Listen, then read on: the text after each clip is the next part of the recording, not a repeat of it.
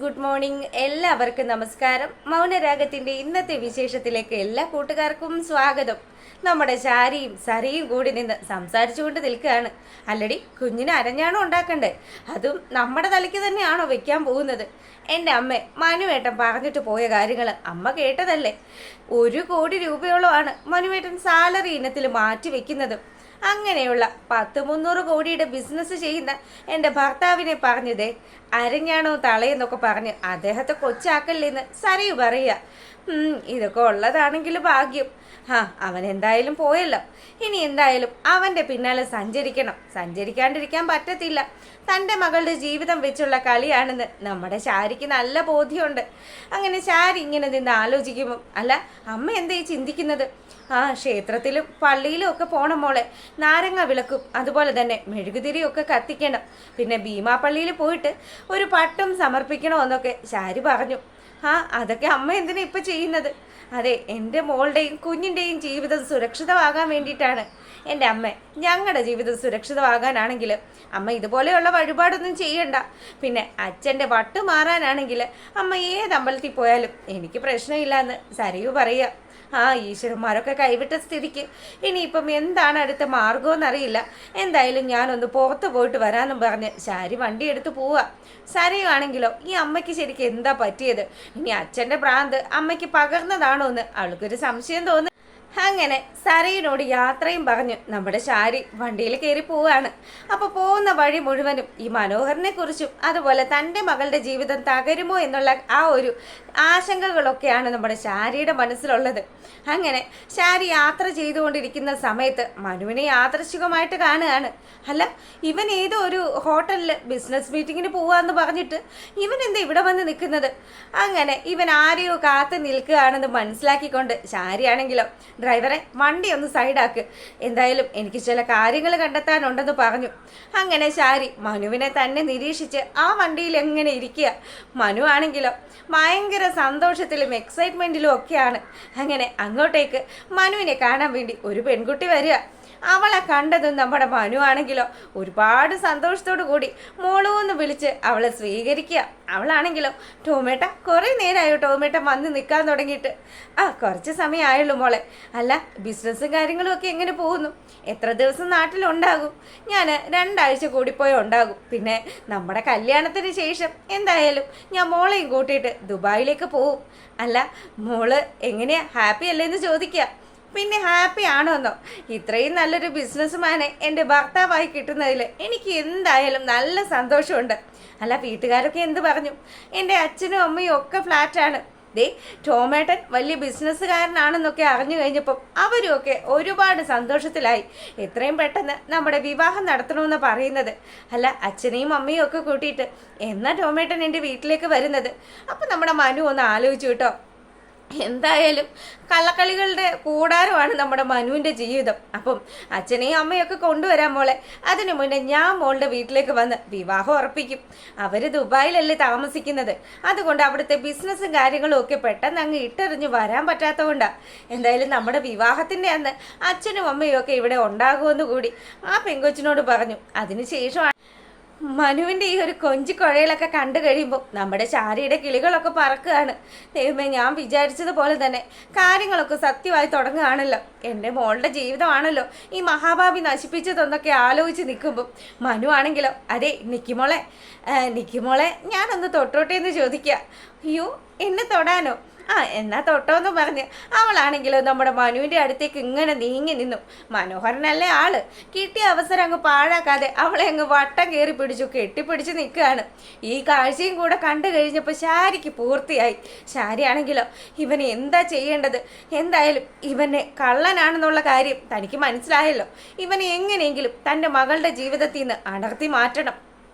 അവളോട് സത്യങ്ങൾ പറഞ്ഞ് മനസ്സിലാക്കണമെന്നൊക്കെ ശാരി ഇങ്ങനെ ആലോചിച്ച് പെട്ടെന്ന് തന്നെ ശാരി വണ്ടിയിൽ കയറി, ഡ്രൈവറെ വണ്ടി എടുക്കുക കേട്ടോ എന്ന് പറഞ്ഞു. അങ്ങനെ അവൾ തിരികെ പോരുകയാണ്. ഈ സമയത്താണെങ്കിലോ നമ്മുടെ ശാരിയുടെ മനസ്സ് നിറച്ചും ജുബാനയുടെ വാപ്പയും ഒക്കെ വന്ന് ഇവരുടെ വീട്ടിൽ വന്നിട്ട് ഇവനെക്കുറിച്ച് എന്തൊക്കെയോ സത്യങ്ങൾ പറയാനുണ്ടെന്ന് പറഞ്ഞല്ലോ. ഈ കാര്യങ്ങൾ മുഴുവൻ ജുബാനയുടെ വാപ്പയെ കണ്ടതും നമ്മുടെ ശാരി വണ്ടിയിൽ നിന്ന് വേഗം ഇറങ്ങി. അതിനുശേഷം ജുബാനയുടെ വാപ്പയല്ലേ എന്നെ മനസ്സിലായി എന്ന് ചോദിക്കുമ്പോൾ ഓ മനസ്സിലായി അല്ല എന്താ എന്നെ കണ്ടപ്പോൾ ഇറങ്ങിയത്? അതെ, ജുബാന ഇപ്പം എവിടെയാ ഉള്ളത്? ജുബാന വീട്ടിലുണ്ട്. എന്താ കാര്യം എന്ന് ചോദിക്കുക. അല്ല, ജുബാനയുടെ ഹസ്ബൻഡോ? ഹസ്ബൻഡിനെ കുറിച്ച് അറിയാനാണെങ്കിൽ പ്രത്യേകിച്ചൊന്നും ചോദിക്കാനില്ലെന്നേ. അവരെ ഞങ്ങൾ എല്ലാവരും കൂടി ആട്ടി പുറത്താക്കി. പിന്നെ അവനെ പോലെയുള്ളൊരു ഫ്രോഡിനെ എൻ്റെ മോളുടെ ജീവിതത്തിൽ വന്നത് കൊണ്ട് മാത്രമാണ് അവൾ ഇന്നിങ്ങനെ സങ്കടത്തിലായത്. എൻ്റെ ആൾക്കാരുടെ കയ്യിൽ എങ്ങാനും അവനെ കിട്ടിക്കഴിഞ്ഞാൽ അവരെല്ലാവരും കൂടി ചേർന്ന് അവൻ്റെ കാര്യത്തിനൊരു തീരുമാനമാക്കുമെന്ന് ആ പുള്ളിക്കാരൻ പറയുകയാണ്. ഇത് കേട്ടതും ഷാരിക്ക് നല്ലതുപോലെ ടെൻഷനായി. അല്ല, അവനെ നിങ്ങളന്ന് അന്വേഷിച്ച് ഞങ്ങളുടെ വീട്ടിൽ വന്നല്ലോ. വന്നിരുന്നു. കൂടുതലൊന്നും പറയാൻ താല്പര്യമില്ല പെങ്ങളെ. ഞാൻ എൻ്റെ പാട് നോക്കി പോവാണ്. പിന്നെ എൻ്റെ മോളെ കെട്ടിയവനുണ്ടല്ലോ, അവന് നാട് നീള സംബന്ധങ്ങളായിരുന്നു. അവൻ്റെ പേര് പോലും ശരിക്കൊന്നും അതൊന്നും അല്ല. ജുബാനയുടെ കെട്ടിയവൻ്റെ പേര് ഞങ്ങളൊക്കെ വിചാരിച്ചതൊന്നും അല്ലായിരുന്നു. അവൻ്റെ പേര് മൂന്നാർ മുരുകൻ എന്നാണ്. അങ്ങനെ നമ്മുടെ മനോഹരൻ്റെ പേര് ഉൾപ്പെടെ ഇങ്ങനെ വെളിപ്പെടുത്തി കൊടുക്കുകയാണ്. ഇതും കൂടെ കേട്ട് കഴിഞ്ഞപ്പോൾ ശാരി കൊച്ചമ്മയ്ക്ക് പൂർത്തിയായി. അങ്ങനെ നമ്മുടെ ശാരി ആലോചിക്കുക, കിരണിൻ്റെയും കല്യാണിയുടെയും ഒക്കെ ജീവിതം തകർക്കാനും രൂപയുടെ ജീവിതത്തിൽ പ്രശ്നങ്ങൾ ഉണ്ടാക്കാനും ഒക്കെ ശ്രമിച്ചിട്ട് അവസാനം എന്താ തൻ്റെ മോളുടെ ജീവിതം ഇടങ്ങേറായല്ലോ ദൈവമേ എന്നാലോചിച്ച് നമ്മുടെ ശാരി സങ്കടപ്പെട്ട് വീണ്ടും വണ്ടിയിലേക്ക് കയറി. അങ്ങനെ ആ ഒരു സീൻ കഴിയുമ്പോഴാണെങ്കിലോ നമ്മുടെ രാജപ്പണ്ണനും അതുപോലെ തന്നെ പ്രകാശനും കൂടി ഒരു കൂടിക്കാഴ്ച നടത്തുക. എടാ പ്രകാശ, നീ പറഞ്ഞ പൈസയൊക്കെ അതേ ഒപ്പിച്ചിട്ടുണ്ട്. നോക്ക്, ഇനി ഇതെല്ലാം കൂടി എനിക്ക് തിരിച്ചു തരണം. ഇപ്പം ഞാൻ പറഞ്ഞതനുസരിച്ച് തമിഴ്നാട്ടിൽ നിന്ന് ഒരുത്തം വരും. അവൻ വന്നു കഴിയുമ്പം ഈ തുക അവന് കൊടുക്കണം. അഡ്വാൻസ് ആണ്. പിന്നെ ബാക്കിയെല്ലാം ഞാൻ ഘട്ടം ഘട്ടമായിട്ട് കൊടുത്തോളാം. എന്തായാലും അവൻ നിന്റെ മുൻ ഭാര്യയായിട്ടുള്ള ലക്ഷ്മിയെ തീർത്തിട്ട് നൈസായിട്ട് ഈ നാട്ടിൽ നിന്ന് തന്നെ പോയിക്കോളും. അണ്ണ വിശ്വസിക്കാമല്ലോ അല്ലേ? നമുക്ക് പ്രശ്നമൊന്നും ഉണ്ടാവില്ലല്ലോ. എൻ്റെ പ്രകാശ, നീ എന്തിനു പേടിക്കുക? ഒരു പ്രശ്നവും നമുക്ക് ഉണ്ടാവില്ല. ദേ, അവളെ നൈസായിട്ട് തീർത്തിട്ട് അവൻ ഈ നാട്ടിൽ നിന്ന് തന്നെ മുങ്ങും. അവനിപ്പോൾ വരുമെന്നാ പറഞ്ഞത്. അങ്ങനെ ഇവർ സംസാരിച്ചു കൊണ്ട് നിൽക്കുന്ന സമയത്ത് അങ്ങോട്ടേക്ക് ആ തമിഴ്നാട്ടിലെ ഗുണ്ട വരികയാണ്. അവൻ വന്ന് അവൻ്റെ ബുള്ളറ്റിൽ നിന്ന് ഇറങ്ങുന്ന ആ ഒരു വരവും കാഴ്ചയും ഒക്കെ കാണുമ്പോൾ നമ്മുടെ പ്രകാശനാണെങ്കിലും ഇവൻ കാര്യം നല്ല രീതിയിൽ തന്നെ നടത്തിയിട്ട് തന്നെ പോകുള്ളൂ എന്നൊക്കെ ആലോചിക്കുക. അങ്ങനെ അയാൾ വന്ന് നമ്മുടെ പ്രകാശനോടും രാജപ്പനോടും ഒക്കെ ഡീല് സംസാരിച്ച് ആ കാശും വാങ്ങി അവിടുന്ന് മടങ്ങുക. ആ ഗുണ്ട പോവാൻ തുടങ്ങുമ്പോൾ പ്രകാശനാണെങ്കിലോ ഒരു വാക്ക് കൂടി ചോദിച്ചു. അതെ, കാര്യങ്ങൾ ഗംഭീരമായിട്ട് നടക്കുമല്ലോ അല്ലേ? ഞാൻ ഒരുപാട് പ്രതീക്ഷയിലാണ്. എന്നെ പറ്റി എന്തായാലും ഈ രാജപ്പണ്ണൻ പറഞ്ഞല്ലോ, അണ്ണൻ ഒരു കാരണം വെച്ചാലും ടെൻഷൻ അടിക്കണ്ട, എല്ലാം ഞാൻ സെറ്റപ്പ് ആക്കി തരാമെന്നും പറഞ്ഞ് അവൻ ആ പൈസയും വാങ്ങി അവിടുന്ന് പോയി. അതിനുശേഷം രാജപ്പനാണെങ്കിലോ ഇത്രയൊക്കെ ഞാൻ ബുദ്ധിമുട്ടുന്നത് എന്തിനാന്ന് നിനക്ക് മനസ്സിലായില്ലേ? എൻ്റെ 10-12 ലക്ഷം രൂപ നിന്റെ കൈവശം ഉള്ളത് കൊണ്ടാണ്. എൻ്റെ അണ്ണ, നിങ്ങളൊന്ന് അടങ്ങ്. ആ മഹാലക്ഷ്മിയും ഞാനും തമ്മിലുള്ള വിവാഹം നടന്നാലുണ്ടല്ലോ, നിങ്ങൾ പറയുന്നേക്കാട്ടിലും കൂടുതൽ പൈസ, അത് പലിശ ഇനത്തിലാണെങ്കിൽ അങ്ങനെ, മുതലിനത്തിലാണെങ്കിൽ അങ്ങനെ ഈ പ്രകാശം തന്നിരിക്കും. ഒരു വിശ്വാസത്തിന്റെ പുറത്താ ഞാൻ ഈ പൈസയൊക്കെ ഇറക്കി കളിക്കുന്നതെന്ന് പ്രകാശം പറഞ്ഞുകൊണ്ട് നിൽക്കുമ്പം നമ്മുടെ ലക്ഷ്മി അമ്മയുടെ കോള് വന്നു. അങ്ങനെ വിളിക്കുന്നത് എൻ്റെ മഹാലക്ഷ്മിയാണെന്നും പറഞ്ഞ് പ്രകാശൻ വലിയ കാര്യത്തിന് ഫോൺ എടുത്തു.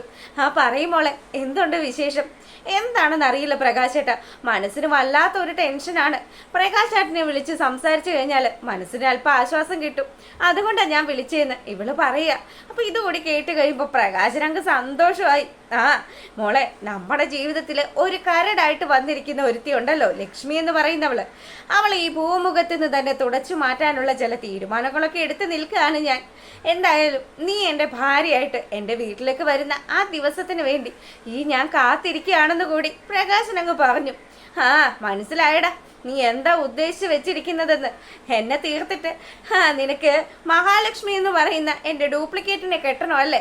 ഇങ്ങനെയൊക്കെ ആലോചിച്ചുകൊണ്ട് നമ്മുടെ ലക്ഷ്മി അമ്മ ഇരുന്നപ്പം മോളെ ഞാൻ ഇച്ചിരി തിരക്കില്ല, വിളിക്കാൻ കേട്ടോ എന്നും പറഞ്ഞ് പ്രകാശൻ ഫോൺ വെച്ചു. അതിനുശേഷം നേരെ വീട്ടിലേക്ക് വരികയാണ്.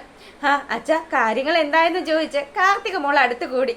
അതിനുശേഷം അവളുടെ അടുത്താണെങ്കിലോ പ്രകാശൻ നല്ല കോൺഫിഡൻസോടു കൂടി സംസാരിക്കാൻ തുടങ്ങി. മോളെ, ആ ലക്ഷ്മി എന്ന് പറയുന്ന സ്ത്രീയെ ഒതുക്കാനുള്ള കാര്യങ്ങളൊക്കെ ചെയ്തു വെച്ചിട്ടാണ് വന്നിരിക്കുന്നത്. അച്ഛ, അവരെ കൊല്ലാനുള്ള എന്തെങ്കിലും പദ്ധതിയാണോ അച്ഛൻ മെനഞ്ഞു വെച്ചിരിക്കുന്നത്? എൻ്റെ മോളെ, അങ്ങനെ കൊല്ലുന്നതൊക്കെ പാപമല്ലേടി? പിന്നെ നമ്മുടെ തലയ്ക്ക് മേലെ വാളായിട്ട് വന്നു കഴിഞ്ഞാൽ എന്താ ചെയ്യുക? അതൊക്കെ തന്നെ അച്ഛനും ചെയ്തിട്ടുള്ളൂ. അച്ഛ അച്ഛനെയും അതുപോലെ തന്നെ വിക്രത്തെയും ഒക്കെ ഞങ്ങൾക്ക് വലിയ വിശ്വാസമാണ്. അതുകൊണ്ടല്ലേ ഇത്രയും ആത്മാർത്ഥതയും കരുതലും വിശ്വാസവും ഒക്കെയുള്ള അച്ഛൻ ഞങ്ങളുടെ ജീവിതത്തിലേക്ക് വരണമെന്ന് ഞാനും എൻ്റെ അമ്മയും ഒക്കെ വാശി പിടിച്ചത്. എന്തായാലും ഞങ്ങളുടെ ആഗ്രഹം പോലെ തന്നെ കാര്യങ്ങളൊക്കെ നടക്കുമെന്നേ ആ ഒരു വിശ്വാസം എനിക്ക് എന്തായാലും ഉണ്ട്. ഇതൊക്കെ പറയുമ്പോഴും നമ്മുടെ കാർത്തികയുടെ ഉള്ളിൽ എൻ്റെ അമ്മയെ കൊല്ലാനുള്ള കൊട്ടേഷനാണ് ഈ അലവലാതി കൊടുത്തിട്ട് വന്നിരിക്കുന്നത് എന്നുള്ള രീതിയിലൊക്കെ ഇങ്ങനെ ആലോചനകൾ വരികയാണ്. അതേ മോളെ, മഹാലക്ഷ്മി ആയിട്ടുള്ള വിവാഹം എത്രയും പെട്ടെന്ന് നടക്കണം. പിന്നെ അതിന് തടസ്സമായിട്ട് ലക്ഷ്മി എന്ന് പറയുന്ന സ്ത്രീ ഇനി എൻ്റെ ജീവിതത്തിൽ ഉണ്ടാകില്ല എന്നുള്ള ആ ഒരു ഉറപ്പ് നമ്മുടെ പ്രകാശൻ കാർത്തികയ്ക്ക് നൽകുകയാണ്. അങ്ങനെ പ്രകാശിന്റെ പ്ലാനും പദ്ധതികളും ഒക്കെ പൊളിച്ചടുക്കി നമ്മുടെ കാർത്തിക വിജയം കൈവരിക്കും എന്ന് തന്നെ നമുക്ക് പ്രതീക്ഷിക്കാം. ഈ സമയത്ത് മനോഹരൻ എന്ന് പറയുന്നവനെ മനോഹരമായിട്ട് ഒരു പണി കൊടുക്കാൻ വേണ്ടിയിട്ട് നമ്മുടെ ശാരിയും തയ്യാറെടുക്കുകയാണ്. എന്തായാലും ബാക്കി വിശേഷങ്ങളും ഒക്കെ ആയിട്ട് വരാം. ഇഷ്ടമായിട്ടുണ്ടെങ്കിൽ ഒന്ന് ലൈക്ക് ചെയ്തേക്കണേ. അപ്പോൾ ഓക്കെ, താങ്ക്